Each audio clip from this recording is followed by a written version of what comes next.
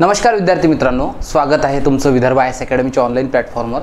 आणि आता आपण काय करतोय, नदी प्रणालीच्या संदर्भात अभ्यास करतोय। तर बघा, लक्ष द्या, महाराष्ट्रातील नदी प्रणाली फार सोपी आहे तुलनेने। जितका तुम्हाला कठीण टॉपिक वाटतो तेवढा निश्चितच नाही, तो आजपासून कळेल तुम्हाला। चला बघा, आपला मुद्दा काय आहे, तर माझ्या सोबत फक्त काय करा तुम्ही माहिती आहे का, फक्त नोट्स काढणं चालू करा। ओके, काय शिकतोय आपण, महाराष्ट्रातील नदी प्रणाली। आणि अगदी सोपं एकदम, काय म्हणतोय आपण त्याला माहिती आहे का, एकदम सोप्या शब्दात, बड़े ही कम शब्दों में, ठीक आहे, अशा प्रकारे नदी प्रणाली हा चॅप्टर आपण अभ्यासतोय। आज मस्त छान छान ट्रिक्स देतो तुम्हाला, जेणेकरून तुम्ही कधीही नदी प्रणाली विसरणार नाही अशा प्रकारे, ठीक आहे। चला मग, आता एक लक्षात घ्यायचं, नदी प्रणाली म्हणजे काय असतं की नदी, तिच्या उपनद्या आणि तिच्या सहाय्यक नद्या। ऍक्च्युअल मध्ये नद्या बनत कशा असतात समजून घ्या। बघा काय असतं, मी नदीचे तुम्हाला विभाग सांगतो। बघा, सर्वात पहिले ज्या ठिकाणून नदी उगम पावते, ठीक आहे, त्याला उगम स्थान म्हणतात। आणि मग अशा ठिकाणाहून ही नदी अशी वाहायला सुरुवात करते आणि नंतर ती समुद्राला जाऊन कुठेतरी मिळते, अशा प्रकारे, नाही का, ठीक आहे। सो असं हे समजून घ्या। मग बघा काय असतं, सर्वात पहिला मुद्दा असतो की ज्या ठिकाणून नदी उगम पावली त्याला म्हणतात नदीचं उगम स्थान। आणि एक लक्षात ठेवायचं, उगम स्थान नेहमी उंचावर राहतं, ठीक आहे। त्यानंतर मग नदी काय करते, सपाट प्रदेशात म्हणजे मैदानी प्रदेशात किंवा सपाट प्रदेशामध्ये प्रवेश करते। आणि या ठिकाणी प्रवेश केल्यानंतर ती संथ गतीने वाहायला सुरुवात जाते, ठीक आहे।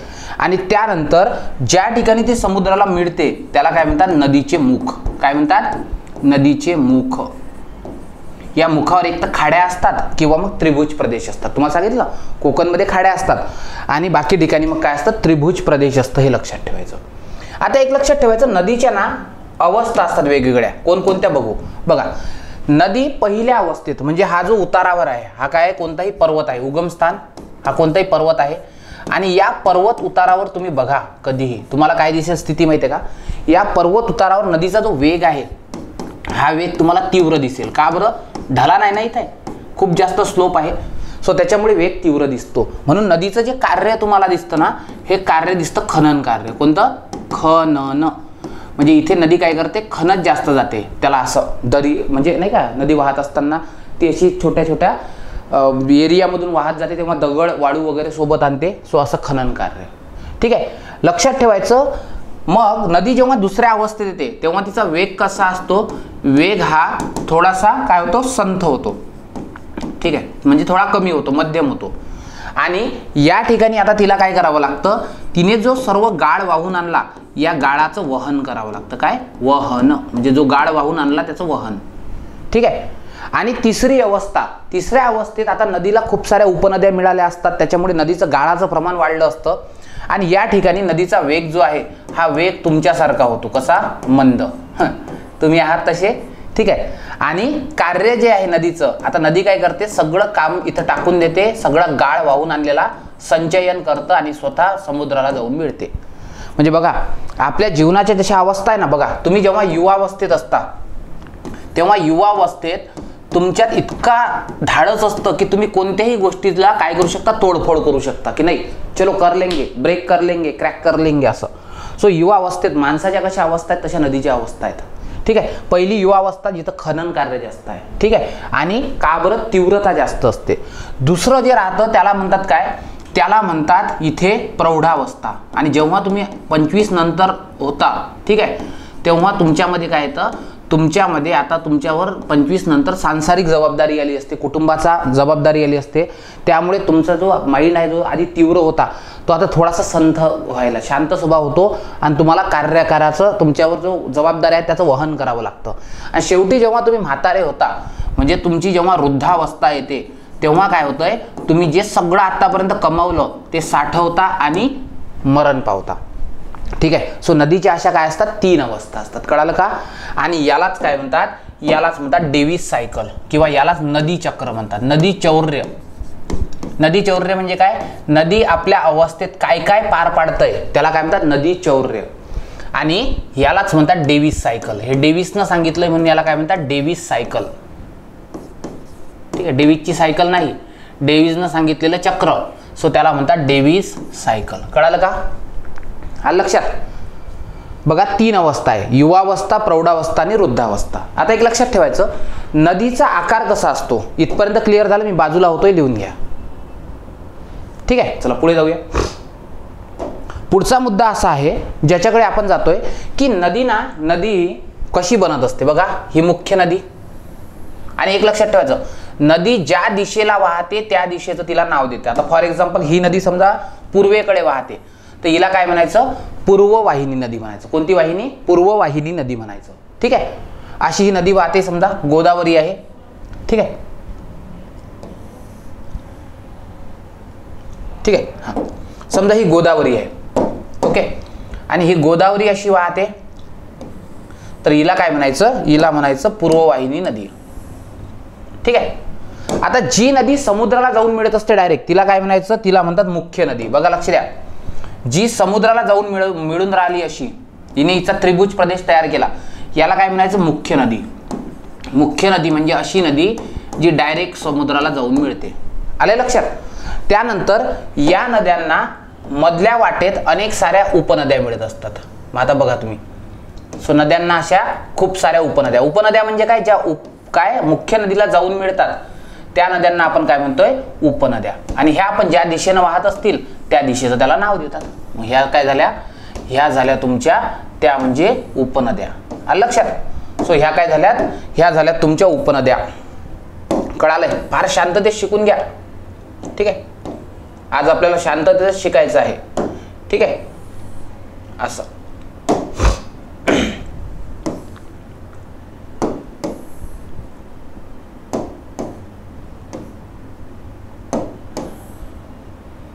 चालेल.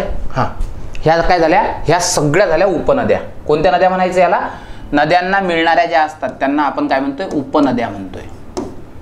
या उपनद्यांना तुमच्या गावातले नाले किंवा ओढे लागत असतात. तुम्ही बघा, तुमच्या गावातून जे नाले वगैरे वाहतात ना, ते या उपनद्यांना जाऊन मिळतात, असे छोट्या छोट्या नद्या. ठीक आहे, यांना काय म्हणायचं माहिती आहे का, यांना म्हणतात सहाय्यक नद्या. काय म्हणतात, सहाय्यक नद्या. अशा वेगवेगळ्या काय लागणार आहेत त्याला, अशा सहाय्यक नद्या लागणार आहेत. बघा पोरांनो, कधीही बघा तुम्ही, तुम्हाला काय दिसेल माहिती आहे का, हे असं चक्र दिसेल. आले लक्षात. सो याला काय म्हणायचं, याला म्हणतात सहाय्यक नद्या. समजलंय. मग सर्वात पहिले सहाय्यक नद्या असतात. सहाय्यक नद्या उपनद्यांना मिळतात, उपनद्या मुख्य नदीला मिळतात, आणि मुख्य नदी समुद्राला जाऊन मिळते. सो असा जो आकार असतो हे काय म्हणतात, हे झालं नदी आणि नदीच्या इतर गोष्टी. आलं का लक्षात, कळालं. सो नदी कशी बनते कळाली का. म्हणून नद्यांमध्ये नदी जेव्हा सपाट भागात जाते तेव्हा तिला खूप साऱ्या उपनद्या मिळतात.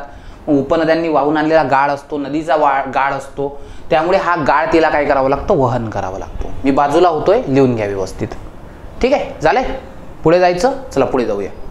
हे बेसिक्स आहेत बरं, हे सगळे नदी प्रणालीचे काय बेसिक्स आहेत. ठीक आहे, जे आपल्या भूगोल म्हणजे आपण जेव्हा भूगोलाचा कोर्स शिकतो ना, त्यामध्ये हे सगळे बेसिक्स आपण कव्हरअप करतच असतो. ठीक आहे, चला आता एक लक्षात ठेवायचं, आता आपण शिकूया की महाराष्ट्रामध्ये नद्यांचा उतार कसा आहे. काय मुद्दा आहे आपला, मुद्दा हा आहे की सर महाराष्ट्र जे राज्य आहे, या महाराष्ट्र राज्यामध्ये नद्यांचा उतार कसा आहे. ठीक आहे, तर बघा लक्ष द्या, महाराष्ट्रामध्ये सर्वात मोठा जलविभाजक कोणता आहे, ऑब्वियस सर सह्याद्री आहे. सर्वात मोठा जलविभाजक कोणता आहे, सह्याद्री. जलविभाजक म्हणजे काय, जिथून मोठ्या नद्या उगम पावतात त्याला जलविभाजक म्हणतात. त्यानंतर महाराष्ट्रात दुसऱ्या क्रमांकाचा जलविभाजक कोणता आहे, सातपुडा पर्वत. कोणता आहे, सातपुडा पर्वत. आलं लक्षात.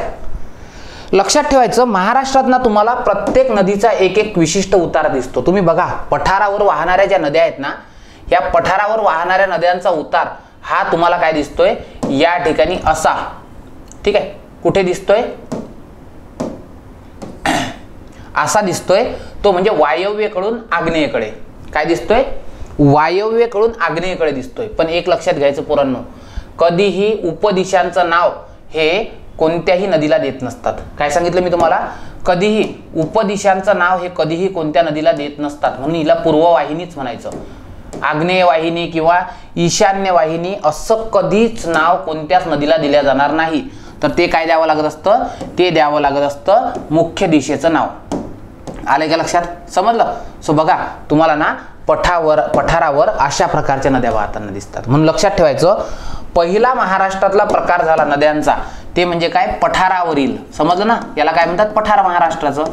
पठारावरील कोणत्या वाहिनी नद्या, पठारावरील पूर्व वाहिनी. का बरं पूर्व, कारण की ही पूर्व दिशा आहे, पूर्वेकडे वाहतात ना. आणि ह्या नद्या ऑब्वियस कोणाला जाऊन मिळत असतील, ह्या नद्या जाऊन मिळतात त्या म्हणजे बंगालचा उपसागर. कारण की या साईडनं कोणता उपसागर आहे, बंगालचा उपसागर. कळालं, हे झालं पहिलं. त्यानंतर दुसऱ्या ठिकाणी येऊ आपण येऊया ते म्हणजे कोकणमध्ये. तर बघा, ह्या कोकणमध्ये तुम्हाला ज्या नद्या वाहताना दिसतात, ठीक आहे, ह्या नद्या कशा दिसतात, ह्या दिसतात तुम्हाला या ठिकाणी अशा पश्चिम वाहिनी, ज्यांचं उगमस्थान सुद्धा काय आहे, ज्यांचं उगमस्थान सुद्धा सह्याद्री आहे. शांततेत शिकून घ्या फक्त, जितक्या शांततेनं टॉपिक शिकाल तितका तुम्हाला तुमच्या फायद्याची गोष्ट आहे. ठीक आहे, म्हणून दुसरा प्रकार जो झाला, हा दुसऱ्या प्रकाराचं नाव आहे ते म्हणजे कोकणातील. हा कोकणच आहे ना, याला काय म्हणायचं, कोकणातील. कोणत्या वाहिनी, पश्चिम वाहिनी नद्या. ठीक आहे, पश्चिम वाहिनी नद्या.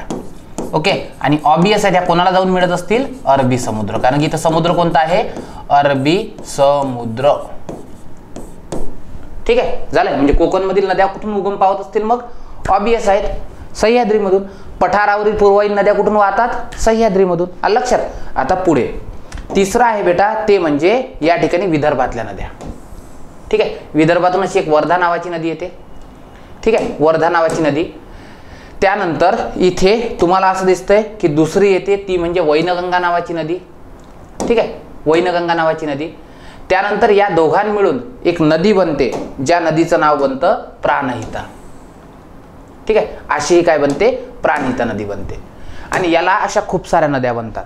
ठीक आहे, म्हणून एक लक्षात घ्यायचं की विदर्भ जो भाग आहे, या विदर्भामध्ये तुम्हाला ज्या नद्या दिसतात त्या दक्षिण वाहिनी दिसतात. कोणत्या, दक्षिण वाहिनी. बघा ना, खालची दिशा कोणती आहे, दक्षिणेकडची. म्हणून याला कोणत्या नद्या म्हणायचं, दक्षिण वाहिनी नद्या. आणि ऑब्वियस आहेत, या दक्षिण वाहिनी नद्या ह्या कोणाला मिळत असतील, गोदावरी सारख्या नदीला, आणि पुढे त्या अरबी समुद्रातच जात असतील. ऑब्वियस आहे ना, ह्या नद्या कोणाला मिळतात, गोदावरीला. गोदावरी याला इकडे घेऊन जाते. ठीक आहे, त्यानंतर बेटा सर्वात महत्वाचं म्हणजे अमरावती आणि अकोला जो जिल्हा आहे, इथल्या नद्या थोड्याशा विचित्र आहेत. ठीक आहे, माझ्यासारख्या. बघा, हे काय होतंय, अशा दक्षिणेला वाहतात आणि परत उत्तरेला वाहायला सुरुवात करतात. ठीक आहे, असं असं. ठीक आहे, म्हणजे काय होतात, इथून उगम पावतात आणि पुढे तापीला जाऊन मिळतात. तापी नावाची नदी आहे ना, पूर्णा आहे, पूर्णा तापीला जाऊन मिळते. म्हणून एक लक्षात ठेवायचं की जो उत्तर महाराष्ट्र आहे यालाच काय म्हणतात, याला उत्तर महाराष्ट्र म्हणतात. तर बघा, हा जो उत्तर महाराष्ट्र आहे, ठीक आहे, या उत्तर महाराष्ट्रामध्ये ज्या तुम्हाला नद्या दिसून राहिल्या म्हणजे तापी आणि नर्मदा, तापी आणि नर्मदा, नर्मदा किंवा तापी, याला काय म्हणतात, याला म्हणतात उत्तर महाराष्ट्रातील. बघा, हा वरचा जो भाग आहे हा उत्तर महाराष्ट्र आहे, म्हणून याला म्हणायचं उत्तर महाराष्ट्रातील. कोणत्या वाहिनी नद्या, उत्तर महाराष्ट्रातील पश्चिम वाहिनी नद्या. कारण की खानदेशमधील नद्या कोणत्या पद्धतीने वाहतात, या पद्धतीने वाहतात. आलं लक्षात, समजलं. मग महाराष्ट्रात कशा प्रकारच्या नद्या आहेत, तर महाराष्ट्रात नदींचा उतार तुम्हाला असा दिसतोय, लिहून घ्या, मी बाजूला होतोय. ठीक आहे, आलं का लक्षात. म्हणजे तुमच्या एक लक्षात आलं की महाराष्ट्रामध्ये तुम्हाला विविध प्रकारच्या नद्यांचे उतार दिसतात. आलं लक्षात. चला मग आपण बघूया की महाराष्ट्राची नदी प्रणाली कशी आहे. महाराष्ट्राची नदी प्रणाली खूप बेसिक्स आहे त्यामध्ये. हे बेसिक्स तुमचे प्रॉपर झालेत की मग तुम्हाला सगळ्या गोष्टी प्रॉपर कळायला सुरुवात होईल. ठीक आहे, तर बघा, महाराष्ट्राच्या नद्यांच्या संदर्भात आपण शिकतोय. ठीक आहे, चलो एक एक मुद्दा अभ्यासाला सुरुवात करू. सर्वात पहिले समजू की महाराष्ट्रात दोन प्रकारच्या नद्या आहेत. ठीक आहे, चला. पहिल्या नद्या ज्यांचं नाव आहे पूर्ववाहिनी, ज्या पूर्वेकडे वाहतात त्या पूर्ववाहिनी. ठीक आहे, दुसऱ्या त्या म्हणजे पश्चिम वाहिनी, ज्या पश्चिमेला जाऊन मिळतात त्या पश्चिम वाहिनी. ठीक आहे, झाले. त्यानंतर तुम्हाला काय दिसतात, त्या दिसतात उत्तर वाहिनी. सांगितलं ना, काही काही नद्या आहेत तर त्या काय आहेत, त्या उत्तर वाहिनी आहेत, म्हणजे उत्तरेकडे वाहतात, अमरावती वगैरे अकोल्यामधल्या, आणि काही ज्या आहेत त्या दक्षिणेकडे, दक्षिण वाहिनी. आलं लक्षात? चला एक एक रिजन मला सांगा. एक मिनिट, काय झालं रे बाबा तुला?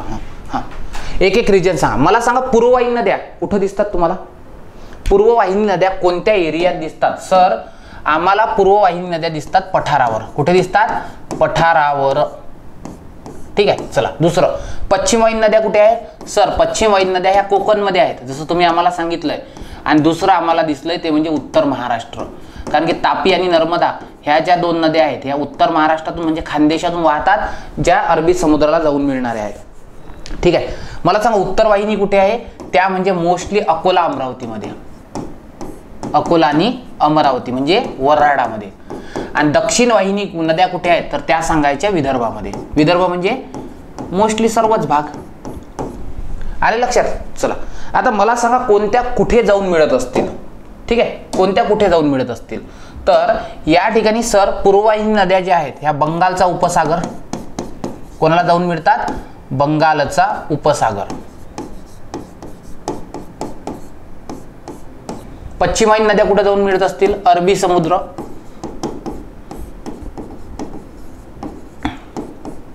ठीक आहे. त्यानंतर मला सांगा उत्तर वाहिनी कुठे जाऊन मिळत असतील? तर ह्या जाऊन मिळतात त्या म्हणजे पूर्ववाहिनी नद्यांना, म्हणजेच काय? अरबी समुद्राला. नाही सॉरी, हा अरबीला. उत्तर म्हणजे तापीलाच जाऊन मिळतात ना, तर अरबी समुद्रालाच. ठीक आहे. आणि दक्षिण वाहिनी ज्या आहेत ह्या आहेत बंगालचा उपसागर, कारण की ह्या गोदावरीला जाऊन मिळतात. सो बंगालचा उपसागर या ठिकाणी. प्रॉपर कॉन्सेप्च्युअल क्लॅरिटी येईल तुम्हाला. फक्त जे जे सांगतोय त्याच्याकडे व्यवस्थित लक्ष द्या. ठीक आहे. चला आता आपण काय करूया, परत पश्चिम वाहिनी नद्या दोन प्रकारच्या आहेत, काही कोकणातील आहेत, काही पठारावरच्या आहेत. मी तुम्हाला आधी सांगितलंय. ठीक आहे. किंवा काही कोकणमध्ये आहेत आणि काही उत्तर महाराष्ट्र. उत्तर महाराष्ट्र म्हणजे पठारच आहे ना बेटा. आता एक एक नद्यांचं नाव सांगा मला. ठीक आहे. चला मला सांगा कोणाकोणाचं नाव सांगता येईल तुम्हाला? सर पहिले ना आपण दक्षिण वाहिनी बघू, विदर्भातील. चला विदर्भातील नद्या कोणत्या? वर्धा आहे सर. त्यानंतर दुसरी वैनगंगा आहे सर. आणि वर्धा आणि वैनगंगा मिळून काय बनते सर? तर त्या ठिकाणी प्राणहिता. आणि एक आगाऊ नदी आहे, ती ओडिशावरून येते, ओडिशावरून. ठीक आहे. तिचं नाव काय आहे? तिचं नाव आहे इंद्रावती. इंद्रायणी नाही, इंद्रावती. ह्या ज्या अशा तुम्हाला नद्या दिसतात विदर्भातल्या, ह्या तुम्हाला दक्षिण वाहिनी दिसतात. पुढे सांगेलच मी तुम्हाला इंद्रावती कुठून येते. उत्तर वाहिनीमध्ये कोणते येतात? त्या म्हणजे अमरावतीतील. समजा काय आहे? पेढी आहे, त्यानंतर शहानूर आहे, त्यानंतर मोरणा आहे जिथं अकोला वसलंय, मोरणा. त्यानंतर अकोला जिल्ह्यातील मोस्ट जो नदी आहे तो म्हणजे काटेपूर्णा आहे. ठीक आहे. त्यानंतर जळगाव मधल्या काही नद्या आहेत, समजा वाघूर आहे, हतनूर आहे. ठीक आहे. सो अशा ज्या नद्या आहेत ह्या सर्व जाऊन कोणाला मिळतात माहिती आहे का? ह्या नद्या जाऊन मिळतात त्या म्हणजे ठीक आहे तापीला. ठीक आहे. हतनूर. ह्या सगळ्या बघा, ह्या अल्टिमेटली ह्या कोणाला जाऊन मिळतात? ह्या जाऊन मिळतात तापीला. लक्षात ठेवायचं. यांची जी मुख्य नदी आहे, ही मुख्य नदी कोणती आहे? ते म्हणजे तापी. लक्षात ठेवायचं. हे सर्कल असतं बरं, पुढे आणखी चांगल्या प्रकारे ड्रॉ करतोच. जर विचारलं की ह्या अल्टिमेट कोणाला जाऊन मिळतात, तर सांगायचं यांची जी मुख्य नदी आहे, ही मुख्य नदी आहे ती म्हणजे गोदावरी. कारण की बघा यापैकी सर्व नद्या, ठीक आहे, वर्धा आणि वैनगंगेचा संगम होतो, प्राणहिता बनते. प्राणहिता आणि इंद्रावती गोदावरीला जाऊन मिळते. आता पश्चिम वाहिनी नद्या आहे. पश्चिम वाहिनी नद्यामध्ये कोकणमधील काही नद्या येतात. कोकणमधील कोणकोणत्या नद्या आहेत? सर उल्हास आहे, त्यानंतर वैतरणा आहे. आता सर्व नाही सांगेल, एक एक सांगतो. वैतरणा. खाडीच्या लेक्चरमध्ये मी हे सर्व तुम्हाला शिकवलं आहे, नद्यांचा क्रम वगैरे. मी कोकणमधील नद्या तुम्हाला शिकवणार नाही. ओके झालंय. युट्यूबला लेक्चर सुद्धा आहे माझं, कोकणातील खाड्या आणि नद्या, ते व्यवस्थित बघून घ्या. ठीक आहे. उल्हास आहे, वैतरणा आहे. त्याच्यानंतर तुम्हाला कुंडलिका नावाची नदी दिसते. दोन कुंडलिका आहे बरं, कोकणमध्ये कुंडलिका आहे आणि एक जालना ज्या तीरावर आहे ती पण कुंडलिका आहे, जी गोदावरीला जाऊन मिळते. कुंडलिका आहे. त्याच्यानंतर तुम्हाला वसई भातसई नदी आहे, पाताळगंगा आहे. सो अशा नद्या आहेत ना. ठीक आहे. काय? पाताळगंगा नावाची, पाताळगंगा. झालंय. त्यानंतर मग तुम्हाला काय दिसतंय, एक तापी नावाची नदी आहे जी पश्चिमेकडे जाऊन वाहते, आणि एक आहे ती म्हणजे नर्मदा. या नर्मदेलाच काय म्हणतात, उड्या मारत मारत रेवा म्हणतात. ठीक आहे, किंवा हिलाच काय म्हणतात, अमरजा, कारण की हिचा जन्म कुठून होतोय, अमरकंटकवरून. ज म्हणजे जन्मालयाने. ठीक आहे, आणि ह्या सगळ्या जाऊन कुठे मिळतात, अरबी समुद्राला. ओके, आणि पूर्व वाहिनीमध्ये मग मुख्य नद्या आहेत काही, जशी तुमची गोदावरी आहे. ठीक आहे, गोदावरी. त्यानंतर तुम्हाला माहिती आहे भीमा. या भीमेलाच आपण काय म्हणतोय, चंद्रभागा म्हणतो. काय म्हणतोय, कारण की ही पंढरपूरमध्ये चंद्रच्या चकोरेप्रमाणे दिसते. ठीक आहे, त्यानंतर तिसरं गोदावरी आहे, त्यानंतर भीमा आहे, त्यानंतर कृष्णा आहे. ठीक आहे, अशा ज्या नद्या आहेत, ठीक आहे, ह्या नद्या तुम्हाला काय दिसतात, या ठिकाणी दिसतात. आलं का लक्षात, समजलंय. मी काय करतोय, याला ठीक आहे प्रॉपर पद्धतीने तुमच्या समोर दाखवतोय, लिहून घ्या. बघा, एक एक मुद्दा शिकतोय आपण. बेसिक्स आहे फक्त, बेसिक्स नदीचे. हे बेसिक्स कळाले की सगळं कळतंय. बघा, सर्वात पहिले आपण काय शिकलोय की नदी चक्र काय असतं, डेव्हिस सायकल काय असते. त्यानंतर दुसरं की नद्यांना उपनद्या, सहाय्यक नद्या काय असतात. त्यानंतर महाराष्ट्राचे उतार कसे आहेत. ठीक आहे, त्यानंतर महाराष्ट्राची नदी प्रणाली कशी आहे. ठीक आहे, आता बघूया महाराष्ट्रातील ड्रेनेज पॅटर्न कसा आहे. काय सांगतो मी, मुद्दा आहे की सर महाराष्ट्रामधला ड्रेनेज पॅटर्न कसा आहे. ड्रेनेज पॅटर्न कळतोय का. ठीक आहे, व्यवस्थित लक्ष द्या. बघा, मुद्द्याकडे येतोय व्यवस्थित. महाराष्ट्रातील नदी, याला काय म्हणतात, ड्रेनेज पॅटर्न म्हणजे नदी प्रणाली. ठीक आहे, याला ड्रेनेज पॅटर्न म्हणतात. मला ना ते मराठीत काय म्हणतात ते समजलं, म्हणजे मराठीत प्रॉपर सांगता येणार नाही. म्हणजे नदीचा आकार कसा आहे त्याला ड्रेनेज पॅटर्नच म्हणतात.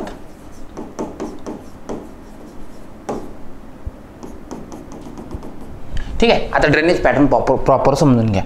बघा, लक्ष द्या, ड्रेनेज पॅटर्न कसा असतो तुम्ही बघा. जर सर्वात पहिले कोकण मधला ड्रेनेज पॅटर्न बघू आपण. ठीक आहे, त्यानंतर आपण दुसरा बघू, तो म्हणजे घाटमाथ्यावरचा. महाबळेश्वरला स्पेशल एक पॅटर्न दिसतो, तो घाटमाथ्यावरचा. तिसरा म्हणजे तो असणारा पठारावरचा पॅटर्न. ठीक आहे, आणि चौथा म्हणजे तो असणारा कुठे, पूर्व विदर्भामध्ये. सो तुम्हाला ना महाराष्ट्रात असे नद्यांचे वेगवेगळे आकार दिसतात. ठीक आहे, असं. तर बघा, लक्ष द्या, काय असतं, जेव्हा जेव्हा नद्या तुम्ही बघा, कोकणमधील ज्या नद्या आहेत ना, ह्या तुम्हाला अशा वाहताना दिसतात. ठीक आहे, एक मिनिट. कोकणमधील नद्या तुम्हाला अशा वाहताना दिसतात, अशा एकमेकाला समांतर. म्हणून काय लक्षात ठेवायचं, कोकणमधील नद्यांना आपण कोणती नदी प्रणाली म्हणतो, याला म्हणतो समांतर नदी प्रणाली. कोणती, समांतर नदी प्रणाली. का बरं सर, कारण की बघा, प्रत्येक नद्या ह्या कुठून उगम पावून राहिल्या, सह्याद्रीमधून, आणि प्रत्येकाला सारख्याच दिशेने वाहून राहिल्या. म्हणून याला काय, याला म्हणतात समांतर नदी प्रणाली. काय म्हणतात, समांतर नदी प्रणाली असं म्हणतात. आलं लक्षात, कळालं का. ठीक आहे, दुसरं, घाटमाथ्यावर तुम्ही बघा. जर तुम्ही असं बघितलं की घाटमाथा जो एरिया आहे, ठीक आहे, इथे काय होतंय माहितीये का, की समजून घ्या, वरून बघताय तुम्ही घाटमाथा, समजा हा असा आहे, हा या साईडनं बघताय, पण तुम्ही बर्ड आय व्ह्यू न घाटमाथा बघताय, त्याचं वरचं टोक बघताय असं. ठीक आहे, सो अशा वेळेस तुम्हाला असं दिसेल, घाटमाथा पर्वताचं वरचं टोक असं आहे. समजलं ना. बघा, सह्याद्री पर्वत असा उभा आहे, पण तुम्ही वरून बघितला तर तुम्हाला हे टोक दिसेल ना, माथ्याचं वरून, बर्ड आय व्ह्यू ज्याला म्हणतात, आकाशातून बघितल्यावर. तर बघा, इथं महाबळेश्वरून काय होतं, कृष्णा, गायत्री. ठीक आहे, त्याच्यानंतर कावेरी. ठीक आहे, अशा ज्या काही नद्या आहेत, सावित्री, अशा काही नद्या वाहताना दिसतात.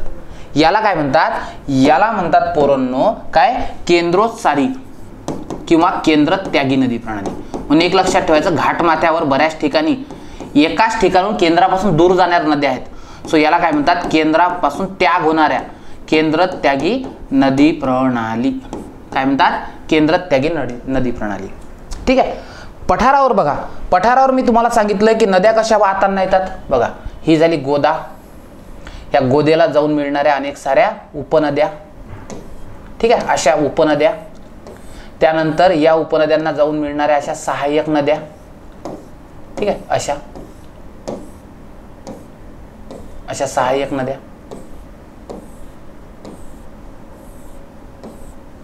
ठीक आहे, हे जेव्हा असतं ना, हे बघा एखाद्या कशासारखं दिसतंय, वृक्षासारखं दिसतंय आहे ना, वृक्षासारखं बघा, वृक्षासारखं हे मुख्य त्याची फांदी, त्याला इतर फांद्या, मग त्याला आणखी फांद्या. सो याला काय म्हणतात, याला म्हणतात वृक्षाकार नदी प्रणाली. काय म्हणतात, वृक्षाकार नदी प्रणाली. म्हणून पठारावर जी आहे ही कोणती नदी प्रणाली आहे, वृक्षाकार नदी प्रणाली. ड्रेनेज पॅटर्न म्हणजे नदी प्रणालीच होते. ठीक आहे. आणि जर तुम्ही पूर्व विदर्भामध्ये आले, पूर्व विदर्भ म्हणजे काय, भंडारा, गोंदिया वगैरे. सो बघा एक नदी वाहते छोटीशी, त्याच्यावर कुठेतरी एक मोठा तलाव आहे, मग नदी अशी वाहते, मग अजून एक तलाव आहे, मग नदी अशी वाहते, मग अजून एक तलाव आहे, मग नदी अशी वाहते, तिथे आणखी एक तलाव आहे, अशी एक नदी वाहते, असा एक तलाव आहे. म्हणजे हिलाच कळून नाही राहिलं की आपण कुठे वाहत आहोत. सो इधर चला मैं उधर चला, माहिती आहे ना, कोई मिल गया वाला. ठीक आहे. सो ते असं असतं ना, ज्याला स्वतःच माहित नसतं आपण कोणत्या साईडनं जातोय, त्याला काय म्हणतात, अनिश्चित. काय म्हणतात, अनिश्चित नदी प्रणाली. काय म्हणतात पोरांनो, अनिश्चित नदी प्रणाली. आलं का लक्षात. म्हणून बघा महाराष्ट्रामध्ये तुम्हाला 4 प्रकारचे ड्रेनेज पॅटर्न दिसतात. कोकणमध्ये समांतर एकाच दिशेने वाहतात म्हणून, घाटमाथ्यावर एकाच माथ्यावरून खूप साऱ्या येतात म्हणून त्याला केंद्रत्यागी. ठीक आहे. त्यानंतर पुढे तुम्हाला पठारावर वृक्षाकार नदी प्रणाली दिसते आणि पूर्व विदर्भामध्ये अनिश्चित नदी प्रणाली दिसते. सो हे काय झाले, महाराष्ट्रातील नदीचे पॅटर्न झाले. आले लक्षात. ठीक आहे. व्यवस्थित लिहून घ्या. ठीक आहे. लिहा प्रॉपर.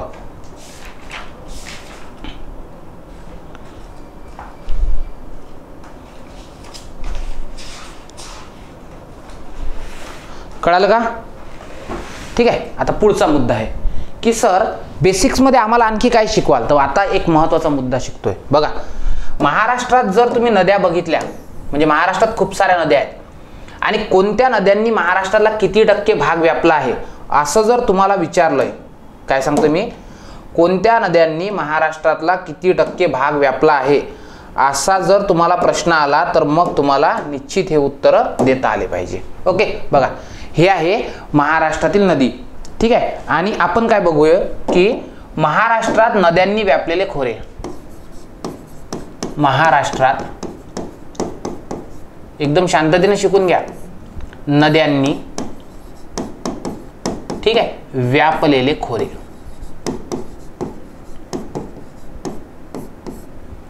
ठीक आहे. आणि खोरे म्हणजे काय की त्यांनी किती क्षेत्रफळ व्यापलं आहे ते. तर बघा लक्षात द्या, तुम्हाला माहिती आहे महाराष्ट्राचं एकूण जे क्षेत्रफळ आहे किती आहे, 30, 77, 13 पैकी म्हणजे काय, महाराष्ट्राचं जे एकूण क्षेत्रफळ आहे किती आहे, 30, 77, 13 म्हणजे 3,07,713 या किलोमीटर स्क्वेअर पैकी किंवा स्क्वेअर किलोमीटर पैकी किती क्षेत्र व्यापलंय हे आपण इथं शिकतोय. तर बघा लक्ष द्या. सर्वात पहिले तुम्हाला माहित असेल महाराष्ट्रात जर तुम्ही बघितलं तर एकूण जे खोरं आहे, ठीक आहे, याच्या जवळपास, ठीक आहे, तुम्हाला असं दिसेल 49% क्षेत्र. किती पोरांनो, याच्या जवळपास 49% क्षेत्र जे व्यापलं आहे ते एकट्या गोदेने व्यापलं आहे. म्हणून एक लक्षात ठेवायचं की महाराष्ट्राच्या एकूण क्षेत्रफळापैकी जवळपास 49% क्षेत्र हे कोण्या खोऱ्याने, गोदावरी. म्हणजे बघा अर्ध्या महाराष्ट्रात जर काही असेल तर गोदावरी नदी खोरे आहे. मग सर गोदावरी सगळ्या महाराष्ट्रातून वाहते का, नाही रे बाबा. गोदावरी जरी नाही वाहत असती तर गोदावरीच्या उपनद्या तर वाहतात ना. तुम्ही बघा ना, गोदेला सगळाच पठारावरचं क्षेत्र येऊन मिळतंय. सो ते झालं गोदावरीचं. त्यानंतर बेटा दुसरं क्षेत्र आहे, ठीक आहे, ते आहे, ओके, यस, हां. तर बघा दुसऱ्या क्षेत्राबद्दल आपण चर्चा करतोय ते आहे भीमा कृष्णा खोरे. ओके. तर बघा भीमा कृष्णा खोरे जे आहे, ठीक आहे, या खोऱ्यानं जवळपास 22%, 22.6. आता हे काही मॅटर करत नाही 22 पॉईंट किती, फक्त एक लक्षात ठेवायचं गोदावरी सर्वात जास्त. त्यानंतर तुम्हाला काय दिसतंय ते म्हणजे दिसतंय भीमा कृष्णा. त्यानंतर येतं ते म्हणजे, ठीक आहे, 16.5% जे क्षेत्र व्यापलं आहे, ठीक आहे, 16.7 वगैरे. सो तापी पूर्णा नावाची एक नदी आहे, तापी, आणि तिची सर्वात मोठी नदी ती म्हणजे पूर्णा. सर तापी पूर्णा खोऱ्यानं किती क्षेत्र व्यापलं आहे, जवळपास 16.7%. मी तुम्हाला परत एकदा सांगतोय हे पॉइंट मॅटर करत नाही, तुम्हाला क्रम जरी माहित असला तरी चालतंय. आलं का लक्षात. काय काय शिकलो, 49% गोदावरी नदी खोरे, 22.6, भीमा कृष्णा खोरे 16.7%, जवळपास तापी पूर्णा. त्यानंतर बेटा पुढचं क्षेत्र आहे ते म्हणजे आहे त्या ठिकाणी असणारं, ठीक आहे, यस, त्या ठिकाणी असणारं कोकणमधील नद्या. आता कोकणमध्ये एक मोठी नदी नाही ना, सर्वच मोठ्या नद्या आहे, म्हणून याला काय म्हणतो आपण, कोकणातील नद्या. ओके.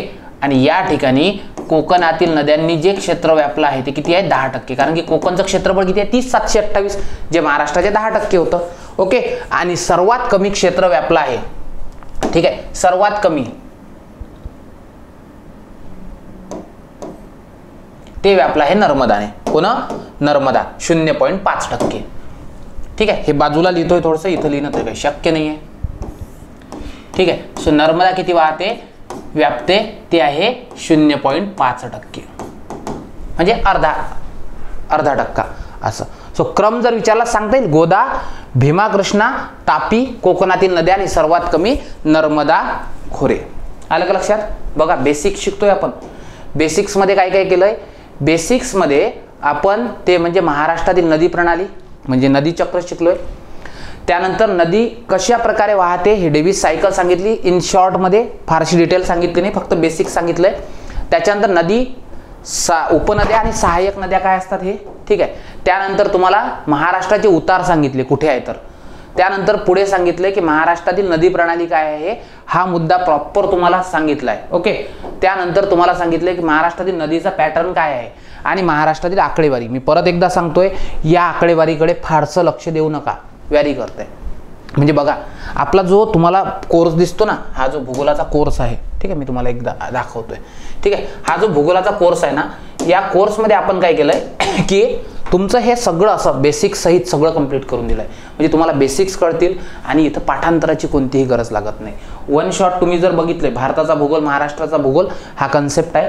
आणि पर्यावरण हे लाईव्ह लेक्चर होतील. जेव्हा मेन्स तुमचं चालू होईल ना, त्यावेळी पर्यावरणाचे लाईव्ह लेक्चर आपण घेऊ. कारण की पर्यावरण असा विषय आहे की जो करंट बेस तुम्हाला विचारला जातो. त्याच्यामुळे आपण ते काय करतोय, त्या कोर्समध्ये सध्या तेवढं पर्यावरण ऍड केलं नाही. त्याचं कारण ते आहे पोरांनो. ठीक आहे. सो अशा प्रकारे हा कोर्स तुम्हाला दिसतोय. या कोर्समध्ये तुम्हाला माहिती आहे की आपण काही लेक्चर रेकॉर्डेड घेतले आहेत. ठीक आहे. काही रेकॉर्डेड आहे, ज्यांना हायब्रिड बघायचे आहेत म्हणजे ऑफलाईन बॅचेसचे लेक्चर आहेत, तसे लाईव्ह प्लस रेकॉर्डेड सुद्धा तुमच्यासाठी आहेत. सो अशा प्रकारचा हा कोर्स तुम्ही नक्कीच जॉईन करू शकता. ठीक आहे. हे लेक्चर कसं वाटलं हे जरूर तुम्ही काय करा, मला इथे कमेंटमध्ये कळवा. Thank you so much. Keep studying. जय हिंद.